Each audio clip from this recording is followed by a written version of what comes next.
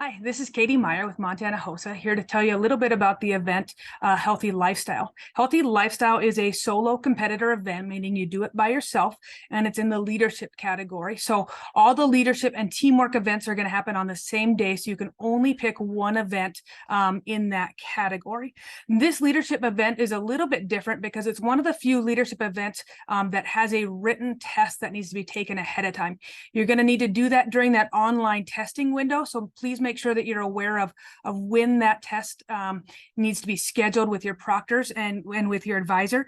And then check out the guidelines, those short sheet guidelines on our website, and they'll kind of tell you what to expect on that written test as far as what percentage of what components you'll be tested on to prepare for that written test. Your written test will then be added to your score of your portfolio and presentation for a total score when we go to break that down at the state competition.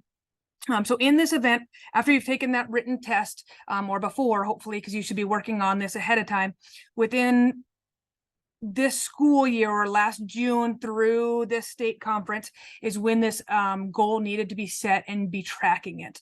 So it needs to be recent within this past school year or summer leading into this school year. And you need to set a SMART goal. And the guidelines, again, kind of break down what that means. It's an acronym for specific, measurable, attainable, realistic, timely. And you're going to set up that SMART goal and then track your progress in meeting that ahead of time. Of course, the guidelines recommend meeting with a healthcare provider if you're doing something that might require a little bit of healthcare advice for the choices that you're making.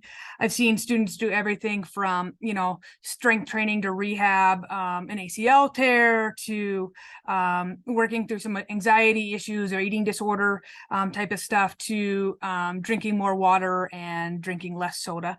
So kind of look at what you want to do and how you might be able to track that. Definitely always look at that rubric as far as how are they going to score you? What types of things do you want to make sure you have evidence of that you can talk about so that they can award you those points on that rubric? Make sure any permission slips get signed that need to be signed. If you're under 18, I believe that there's a parental permission slip that you need to go through. You're going to do a baseline assessment so that you have something of where you're at now and where you're at the end. And then in Montana, we're going to have you submit that early. So we'd like a digital submission of your portfolio by that online submission deadline so that we can have our judges check that out and award those points ahead of time to save some time scoring at the state conference. And then in person at the state conference, I would bring that portfolio still in a hard copy in a binder. It doesn't have to be an official HOSA binder, but just any black or blue binder works for Montana. And you can use that then as a visual aid to express yourself and show evidence of your journey of your healthy lifestyle.